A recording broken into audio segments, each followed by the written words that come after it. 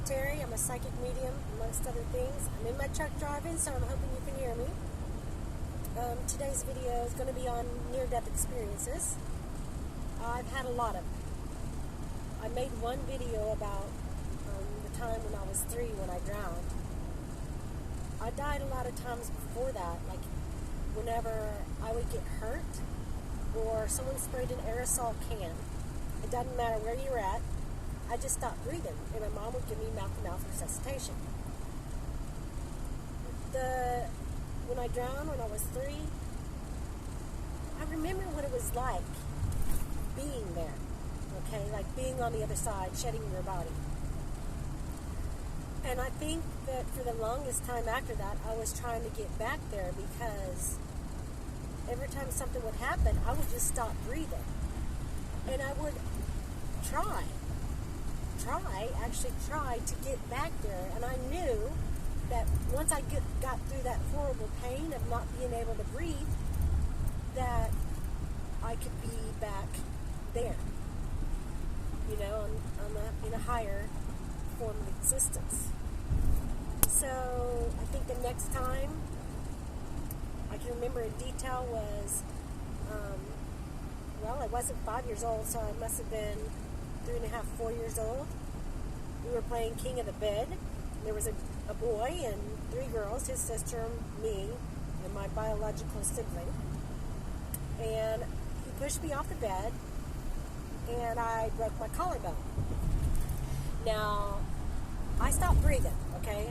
I stopped breathing. Oops, diesel truck. Better pay attention for a second. Anyway, I stopped breathing,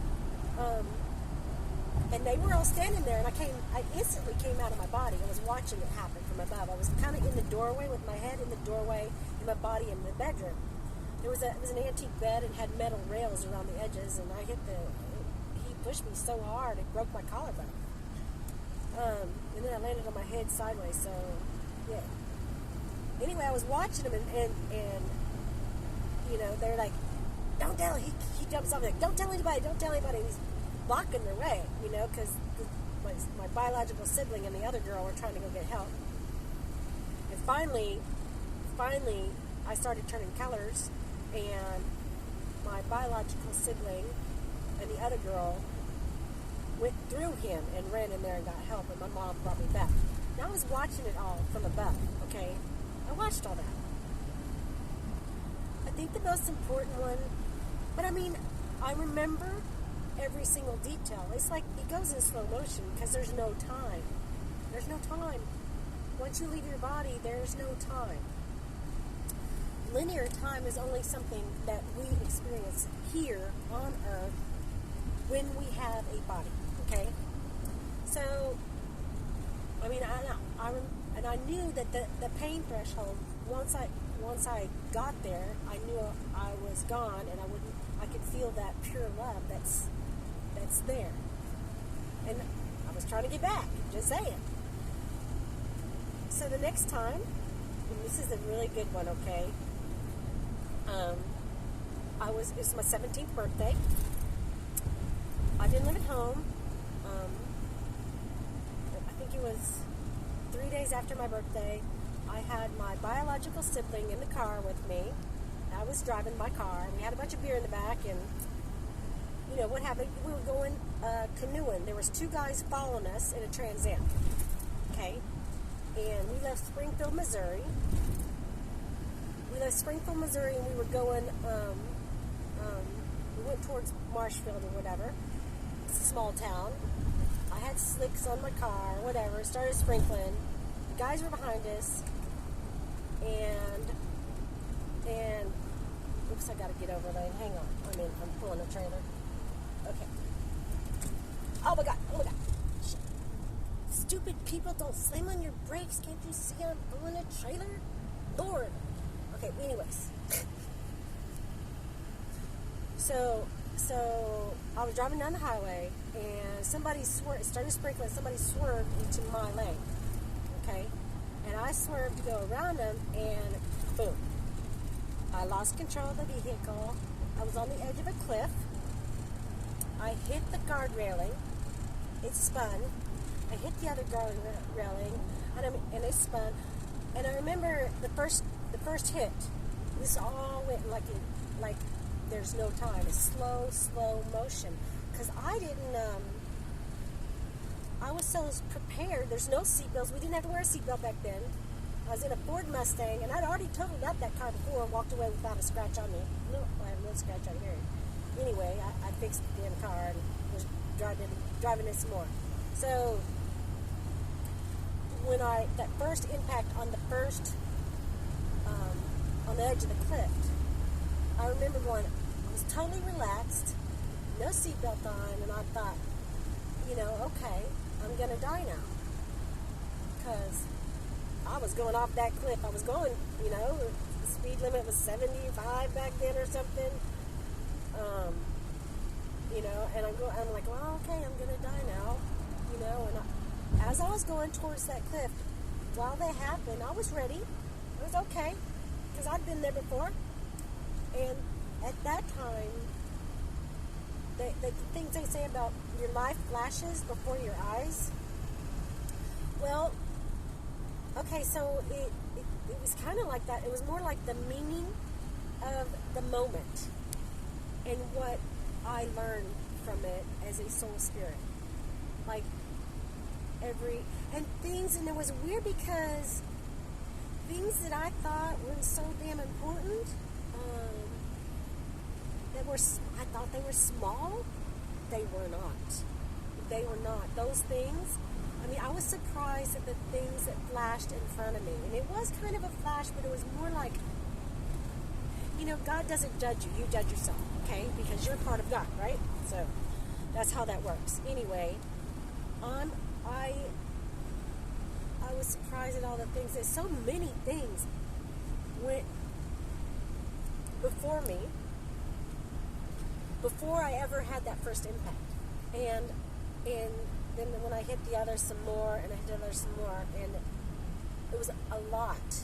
Like everything I'd been through up to that point, and I had been through a lot because my parents threw me out on the road, on the street, 2 weeks before I turned 14, okay? I had a job since I was 12. They wouldn't let me go to school because I didn't live at home.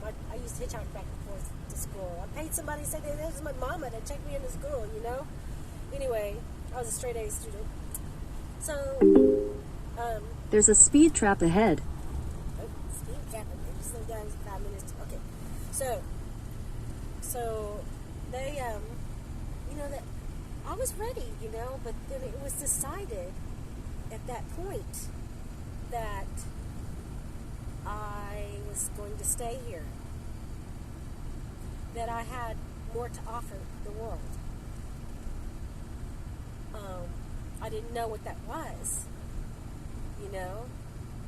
I got out of the car. That we crashed into the guardrail, was spun, crash, spun, crash, spun, crash. I don't know how many, five times, I think. Then the guardrail was busted, and there's a cliff. They were on the edge of the cliff. It was just at the exiting 44 going to Marshville. So 70 now, I wonder. Yes, 7. Okay. So, anyways, we got our stuff. I got out of the car. My biological sibling was sitting beside me. She was black and blue from head to toe. Me, she's bleeding and everything else. Me, I didn't have a scratch on me. Nothing. Not a scratch. I'm not kidding you. So, I'm like, well, I'm okay. She goes, how'd you do that? I was like, well, because I was totally relaxed and I saw the impact before it actually impacted. And I just kind of went with the impact and then came back. So I went with the flow of things, like you're swinging. And that's what I did during the accident, because every single time I've had an accident, that's what happens. Everything goes in slow motion. I totaled out 7 cars before I turned 17. I didn't know I couldn't see. I thought my dad took me up there to get a driver's license finally when I was 17. They said that I needed glasses, and he said, well, I used to be a police officer. Don't put that on a driver's license, because he didn't want to buy me any glasses. Well, yeah.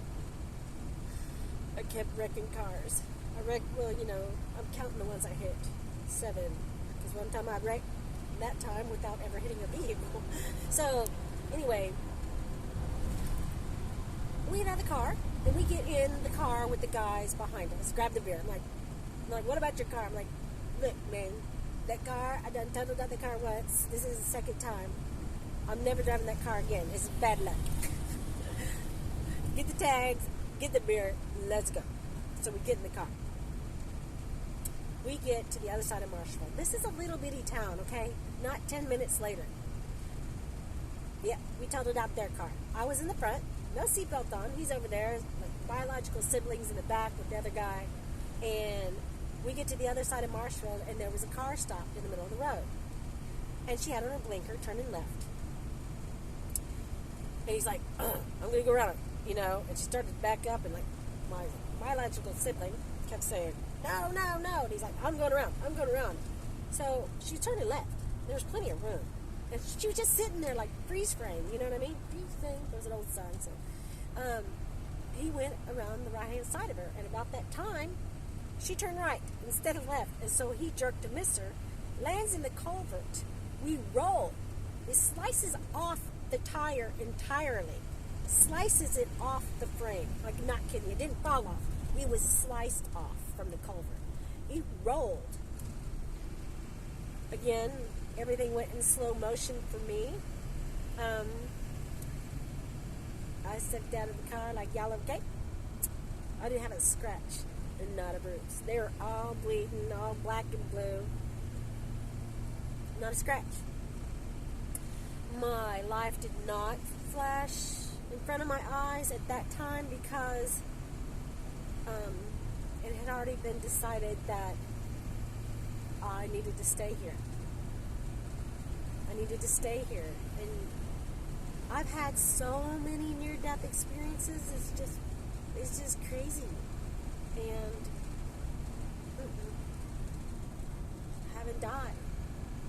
The only last time a policeman hit me in the side of my motorcycle, hit me on the saddlebag, and I just jumped on the freeway and I was mad and I nailed it. And I know I was doing over 100 miles an hour, okay? I'm just saying I was doing over 100. I had on a helmet. But that time, my friend, that was before, right when all this I became aware of all my spiritual abilities. My friend Mongo, who had passed, he got in a motorcycle wreck. I was rolling down the freeway. I just had on jeans and a leather vest and some gloves and a tank top, and I'm rolling down the freeway, and I was like, I gave up. I was like, and I had bad grammar in my death roll. I was like, I can't roll no more. And Mongo, my friend Mongo who passed, he had descended. I knew it was him and not somebody else. I've had friends that passed, but I knew exactly who it was. It didn't sound like him, but I knew it was him. You have that connection, I don't know. And he said, yes, you can, keep rolling. I said, okay, God damn it. And I started rolling again, because if I hadn't rolled, I'd have lost body parts. There's no doubt about that, okay? And if I'd have lost the body part, you know, yeah, I'd have make sure to get to the other side, because I don't think I want to live without riding my motorcycle. Just saying. It brings me peace, so it's a good story, and that's the truth. And after that incident, I also had black mold in my house, and it made me really, really sick for like 2 years. Nobody could figure out what's wrong with me, blah, blah, blah. My friends that have ascended, that, like my friend Fred told me I was always going to come back as a bird when he passed, right? He was my pool teacher. And I was like, Fred, you can't do that. I'm like, well, if you come back as a bird, birds are outside, pool tables are inside. He said, I'll find a way, because I'm going to fly over them and shit on everybody playing dirty pool. That's what he said. He always said that all the time, man. I love Fred, man. He passed on. He ascended. He's in his late 70s, shooting pool, drinking fireball shots, drinking beer. Oh, yeah, right down the street from my house, looking for me. So, he always said that. Like, when he passed, I opened my back door. Well, the knocking. I didn't know about the knocking. There isn't. Sometimes you are forewarned of a friend's passing, or during their passing, you'll hear a knocking and nobody at the door. That did happen the night he passed. And then after he passed, the day of his funeral, me and another guy that knew him were playing pool in my living room. There's a pool table in there. And Patrick said, well, he was leaving. He goes, well, I'm going to go, I don't know where my phone's at. I'm going to go check on my phone, so I might be right back in. I was like, okay, you know. And I'm standing there, and I hear this knock, knock. It was only 2 knocks. So I'm like, come on in. I thought it was Patrick, you know. He didn't answer. And I'm walking towards the door and looking back at the pillow table, and it came from over the top of the pool table, not the door. Like right in the center, like the air. Like that's where it came from, the knocking, not the door. And when I opened the door, there was nobody there. Of course, Patrick's phone was in his car after all, and he had gone home. And about a week later, this is greatness, right? You're going to love this one. I opened my back door. I have French doors in the back. And I didn't realize what was going on at the moment. I opened my back door. A bird flies in. I mean, like it was waiting for me to open the door. Like it knew exactly what time I was going to open it. As soon as I opened it, it flew in the door. Flew around my pool table. It turned around, and I was like, oh no, get out. And it flew right back out the door. And I'm standing there like, wait a minute. That was Fred. That was Fred. That was Fred. I mean, so that's exactly Fred is the one who let me know I had black mold in the house. I mean, seriously.